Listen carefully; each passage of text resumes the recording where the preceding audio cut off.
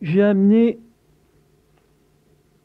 la conclusion du livre qui va être édité normalement au mois de novembre, s'il n'est pas en retard. Le livre, c'est celui des blessures. Donc, c'est la conclusion du livre, et ça va vous mettre peut-être un petit peu plus dans l'énergie. Alors, bon, c'est le livre, donc. Considérez que vous l'avez lu déjà, ou que vous le lirez. Par l'intermédiaire de ce livre, j'ai souhaité vous faire part de ma propre expérience de thérapeute et ainsi partager avec le plus grand nombre ce formidable outil de libération des blessures existentielles qui m'a été transmis. Au-delà du bien-être qu'il ne manquera pas d'apporter à votre vie quotidienne, il est aussi un formidable outil de transformation et de connaissance de soi. C'est pour cela que je vous engage à continuer ce travail de libération et d'ouverture de conscience en collaboration avec ces merveilleuses énergies de transmutation que nous transmettent à chaque instant les archanges. Ils vous seront d'une aide précieuse dans les moments difficiles et un soutien merveilleux pour vous guider vers la révélation de votre véritable nature impersonnelle. N'hésitez pas à relire régulièrement chacune des blessures jusqu'au moment où elles vous seront familières, au point que vous pourrez les identifier quand vous sentirez les tensions monter en vous. Tant que vous serez identifié à un moi égotique, votre attention sera facilement détournée par les turbulences et les distractions extérieures. Dès que nous prenons les choses contre nous et que nous en faisons une histoire personnelle, immédiatement nous donnons le pouvoir au jeu personnel qui a pour fonction l'analyse, le jugement, le contrôle et la réaction. Pour éviter de se laisser absorber par ces événements, qui la plupart du temps ne nous concernent pas, nous devons au début être dans une grande vigilance et ramener sans cesse notre attention vers nos ressentis et nos sensations corporelles et émotionnelles. De cette façon, nous pouvons observer avec neutralité tout ce qui se produit dans notre espace de conscience. Comme nous l'avons vu, la fonction du mental est d'anticiper et de trouver des solutions pour assurer notre survie et notre protection. Malheureusement, nous lui avons accordé les pleins pouvoirs au point qu'il en est devenu tyrannique. Il classe les choses comme étant bonnes ou mauvaises en fonction de son appréciation subjective. À la moindre attaque ou remise en question, il se met immédiatement sur un mode défensif pour se protéger de tout ce qui peut lui être étranger ou qui n'est pas conforme à ses attentes. Il est urgent de se libérer de tous ces conditionnements qui placent aux commandes de notre vie la peur, la souffrance et l'ignorance. Vivre sans la pensée « moi » ne pose aucun problème et ne crée aucun manque. Arrêter d'être auto-centré sur soi, je vous l'assure, est très reposant et nous libère instantanément du combat pour défendre une pseudo-image de soi.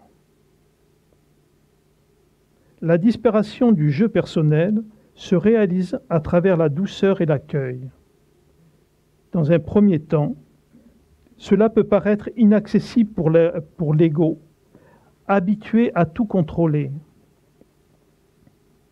Cet abandon à ce qui est reste pour lui synonyme de fragilité et de vulnérabilité. Il est contraire à ces conditionnements qui lui commandent d'être fort et dépendant de personne. Laisser la douceur s'émisser en nous demande de baisser les armes, d'accepter la critique et les jugements, et aussi de quitter les justifications et les explications qui ont pour objectif de manipuler l'opinion des autres en notre faveur. Soyez attentifs lorsque les blessures pointent leur nez. Elles sont faciles à reconnaître par le dénigrement, le jugement, la comparaison ou la dévalorisation qui les caractérise. Reconnaissez simplement, quand elles s'expriment, que vous avez quitté votre véritable nature impersonnelle et que vous vous êtes identifié au moi. Ces allers et retours continueront tant que vous leur donnerez du crédit. Cela n'a aucune importance.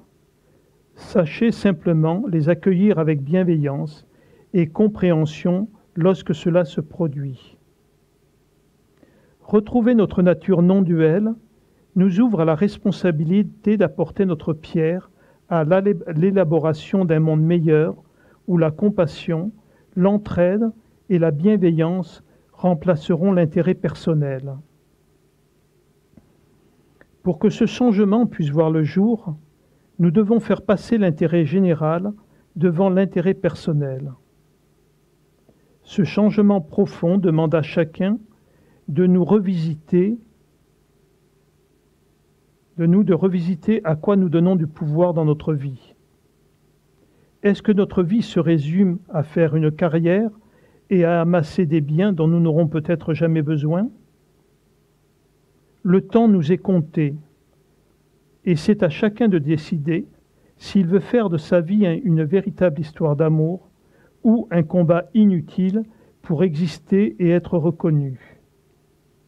Nous faisons ce choix à chaque instant, consciemment ou inconsciemment.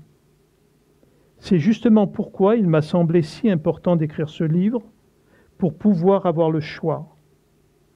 Le petit jeu conditionné n'a aucun choix. Il est prisonnier de ses peurs et de ses blessures. Il réagit tel une marionnette dirigée par toutes les mémoires inconscientes qui lui ont fait oublier ce qu'il est vraiment. Il est temps pour chacun de nous de sortir de ce cauchemar collectif qui nous a mis en esclavage et qui nous fait agir comme des êtres dociles et apeurés. C'est un appel à la révolte intérieure, un appel à exprimer ce qu'il y a de meilleur en chacun de nous. Se libérer de ces chaînes qui nous entravent, comme vous avez pu le voir au fil de votre lecture, ne demande que peu d'efforts de votre part. Cela peut paraître même trop simple au regard de la croyance que tout se mérite par l'effort et par la lutte. Mais pourquoi lutter pour être ce que nous sommes déjà? L'essence de ce livre est de vous rappeler ce que vous n'avez jamais cessé d'être. Cet oubli temporaire nous fait oublier que nous sommes enfants de Dieu, en nous faisant croire que nous sommes enfants du diable. La paix que nous recherchons tous, même si nous empruntons tous des chemins différents, ne se trouve nulle part ailleurs qu'en nous-mêmes. C'est à vous de la dévoiler par un accueil inconditionnel de tout ce qui est. Bien trop souvent, nous la recherchons dans l'éphémère et dans le non durable, source d'instabilité et de frustration. La particularité de ce qui ne dure pas est de générer en nous la peur que cela s'arrête ou ne se reproduise pas. Nous cherchons la paix au lieu de la vivre. Même si elle nous semble absente dans notre vie, elle est ce que nous sommes. La plupart des gens veulent savoir ce qu'est l'illusion et ne cherchent pas qui est dans l'illusion. L'important n'est pas de savoir ce qui nous empêche d'être dans la paix, mais de voir qui cherche la paix. Une fois que nous avons compris cela, nous pouvons voir que par la connaissance de soi, nous nous libérerons de la lutte continuelle pour changer la vie en ce que nous voudrions qu'elle soit. En réalité, la vie n'a pas de centre. Elle n'a ni fin ni commencement. C'est une expression spontanée du vivant qui se déroule dans l'éternel présent et ne laisse aucune trace d'elle-même. Elle est don de Dieu, au-delà de toute mentalisation, trop complexe et à la fois trop simple pour que le mental puisse la conceptualiser. C'est pourquoi il cherche vainement à l'immobiliser dans des théories fantasmagoriques.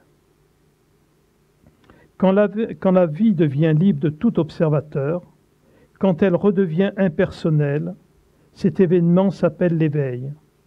Plus personne pour en parler, pour le récupérer. Nous sommes ceux-là et nous n'en serons jamais séparés. La vie se projette elle-même encore et encore pour créer l'illusion d'un monde, pour nous offrir ce rêve merveilleux de la vie éveillée. La vie ne fait rien du tout. Il n'existe pas d'événements, de personnes, de lieux séparés. Rien de séparé n'a jamais existé. Depuis l'instant premier de la création, il n'y a eu qu'un seul événement, celui qui arrive maintenant. Aucun événement séparé des autres n'accourt, même si l'illusion est très bonne. L'illusion est ce que l'on pourrait appeler moi. La vie s'offre dans sa nouveauté à chaque instant. Elle donne la vision, les sons, les odeurs, les expériences et ne nous demande jamais rien en retour. Pourtant, nous passons notre existence à vouloir toujours plus. Voilà la source de notre malheur. Et lorsque cela disparaît, il y a juste ce qui se présente ici et maintenant, émergence de la source dans la conscience. L'éveil et la libération n'ont rien à voir avec nous. Si nous pensons que nous pouvons atteindre la libération, nous courons toute notre vie après une chimère. Il n'existe aucune possibilité d'atteindre la libération ou de s'éveiller, car cela est complètement et depuis toujours éveillé. C'est seulement dans le rêve de la séparation que la recherche semble avoir une validité. Avec l'effondrement de la recherche, le miracle se révèle. C'est la vie elle-même qui est le miracle. Mais nous ne pouvons le voir car nous sommes trop occupés à être quelqu'un ou à essayer de devenir quelque chose. Lorsque le moi disparaît, s'ouvre la vacuité, emplie de joie et de plénitude, totalement vivante. Elle est la vie dans toute sa magnificence. C'est la liberté que le soi-disant individu ne pourra jamais trouver. Quand tout cela est vu, tous les concepts se dissolvent et sont vus pour ce qu'ils sont. Des mots, rien que des mots, qui se perdront dans l'océan du temps et du silence. Merci pour ces moments que nous avons partagés ensemble par l'intermédiaire de ce livre. Je vous invite à nous retrouver dans l'impensable vacuité où nous sommes tous unis pour l'éternité. Voilà le texte. Et pour finir, j'ai rajouté un petit texte qui est d'André Louis. Il fait partie d'un extrait du livre Nos Solars. Donc André Louis est un médecin qui est mort et qui, par l'intermédiaire de Xavier, Candido Xavier, c'est un médium brésilien, a transmis un message. Donc je vous lis juste une petite partie, ce n'est qu'un extrait. La vie ne s'arrête pas. La vie est source éternelle et la mort n'est que le jeu obscur des illusions. Le grand fleuve suit son cours avant la mer immense.